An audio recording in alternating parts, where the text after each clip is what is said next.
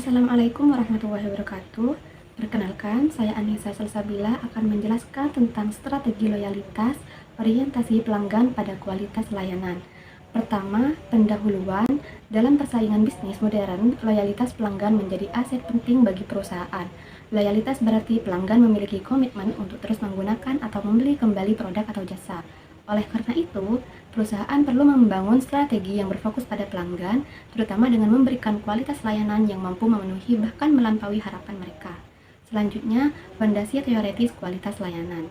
Dalam ekosistem bisnis, kualitas layanan merupakan penilaian pelanggan terhadap keunggulan suatu jasa. Berbeda dengan produk fisik, kualitas layanan bersifat subjektif karena melibatkan interaksi manusia dalam proses pelayanan.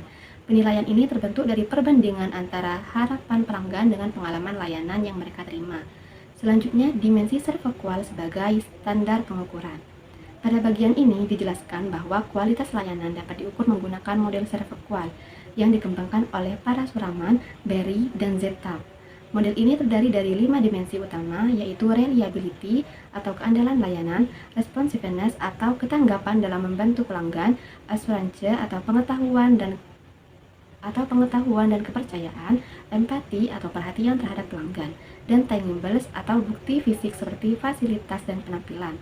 Kelima, dimensi ini digunakan sebagai dasar untuk menilai kualitas layanan suatu perusahaan. Selanjutnya, mekanisme kausalitas, kualitas, kepuasan, dan loyalitas. Kualitas layanan memiliki peran penting dalam membentuk kepuasan pelanggan.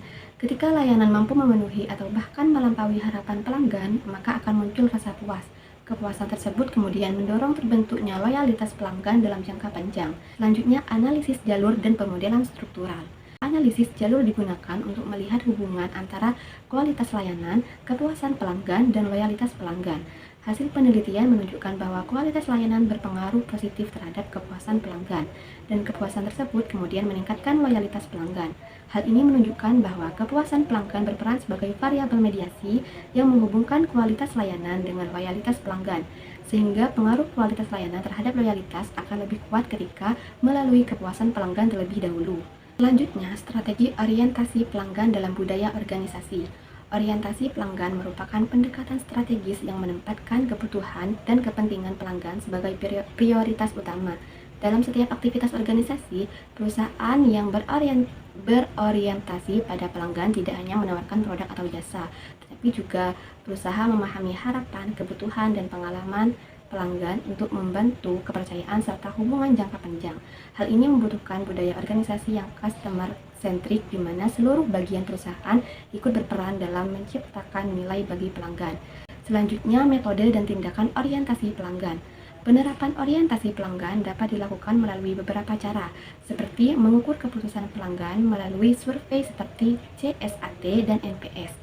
Personalisasi layanan dengan memanfaatkan data CRM agar komunikasi dan rekomendasi lebih relevan. Optimalisasi multi-channel support agar pelanggan dapat memperoleh layanan melalui berbagai saluran secara konsisten, serta pemberdayaan karyawan agar mampu menerapkan kebutuhan pelanggan dengan cepat dan efektif. Selanjutnya, metode dan tindakan orientasi pelanggan.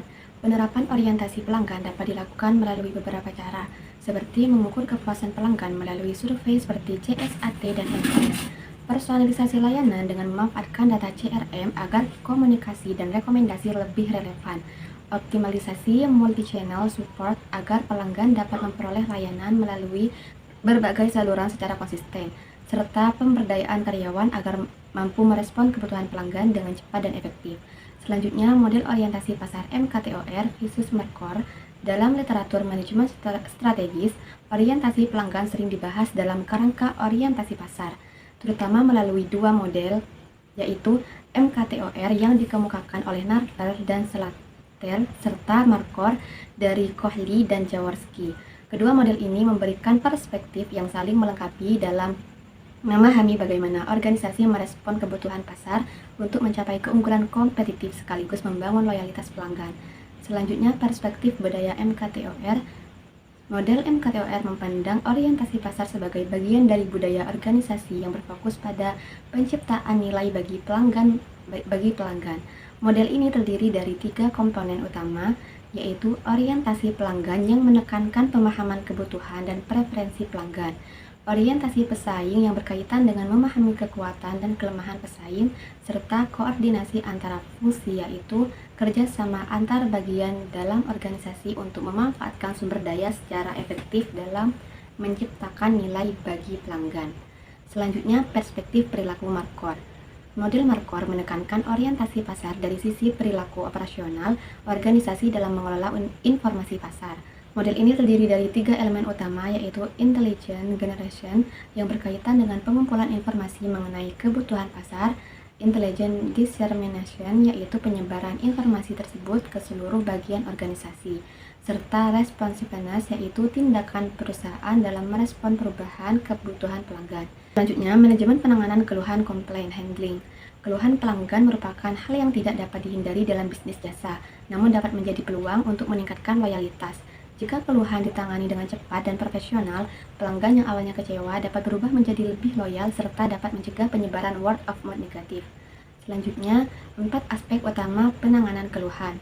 Penanganan keluhan yang efektif penting untuk memulihkan kepercayaan pelanggan.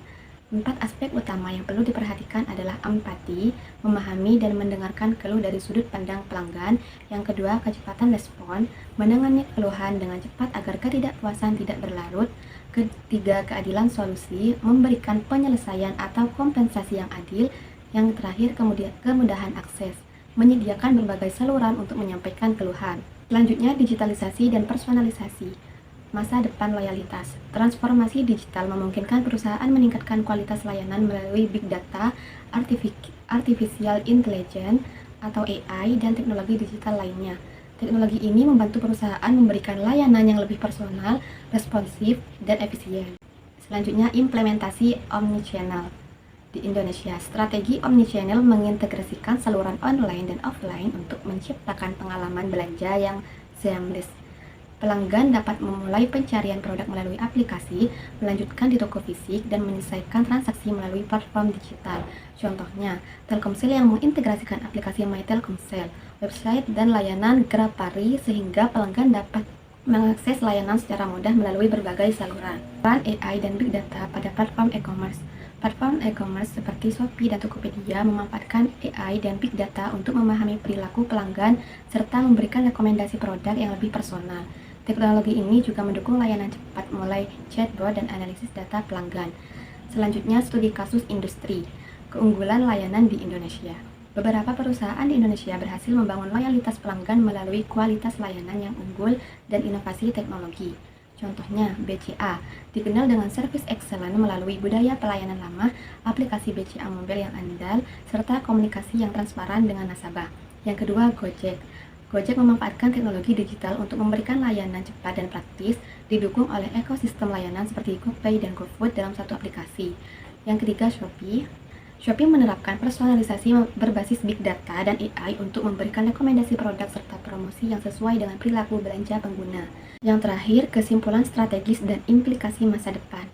Strategi loyalitas berbasis kualitas layanan merupakan pendekatan holistik yang mengintegrasikan budaya organisasi, proses operasional, dan inovasi teknologi. Yang pertama, reliability atau keandalan. Reliability menjadi fondasi utama karena ketepatan dalam memenuhi janji layanan membangun kepercayaan pelanggan. Yang kedua, kepuasan pelanggan berperan sebagai variabel mediasi yang menghubungkan kualitas layanan dengan loyalitas pelanggan. Yang ketiga, budaya organisasi yang berorientasi pada pelanggan memastikan setiap titik layanan memberikan nilai tambah. Yang keempat, penanganan keluhan yang efektif dapat menjadi strategi pemulihan yang meningkatkan referensi pelanggan.